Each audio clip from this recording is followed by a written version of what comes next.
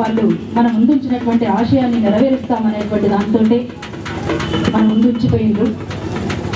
ఆ ఆశయాన్ని నెరవేర్చకపోగా, ఆ లక్ష్యాన్ని చేరుకోకపోగా ఇక్కడ ఉన్నటువంటి రాజకీయ పార్టీలు అయితేనేమి, ఉద్యమ శక్తులు అయితేనేమి, ప్రజా సంఘాలు అయితేనేమి ఎవరికి వాళ్ళుగా కార్యక్రమాలు నిర్వహిస్తున్నారు తప్ప ఒక తాటి మీదకి రావడానికి ఏం అడ్డం వస్తుందో అనేటువంటి ఇప్పటి వరకు కూడా ఎవరు స్పష్టం చేస్తలేరు.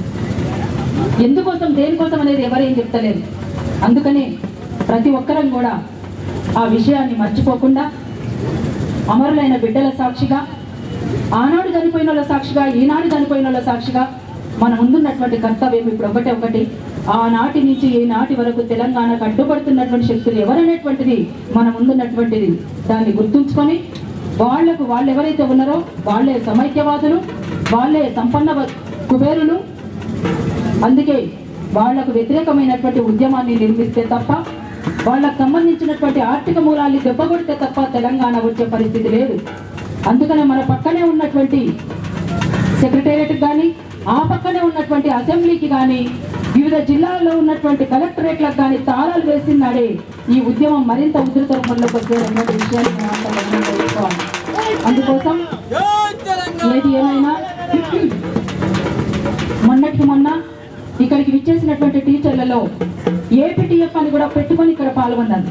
అది ఏ మేరకు సరైందో మరి వాళ్ళే తెలియజెప్పాలి.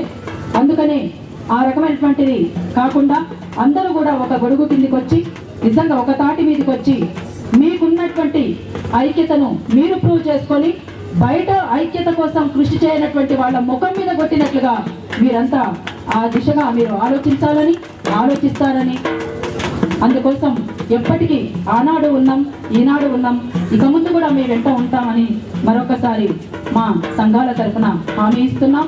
ఈ న్యాయమైనటువంటి ప్రజా పోరాటాల్లో, ఈ ప్రజాస్వామికమైనటువంటి డిమాండ్తో ముందుకు పోతున్నటువంటి ఈ పోరాటంలో ఖచ్చితంగా విజయం మనదే అవుతుంది.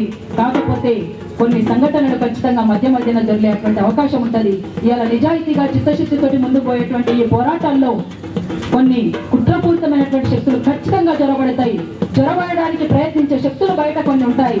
వాటిని కాలదన్నైనా సరే, తొక్కిపెట్టైనా సరే ఈ ఉద్యమాన్ని మరింత ముందుకు తీసుకుపోయి మీ ఐక్యతను, మీ యొక్క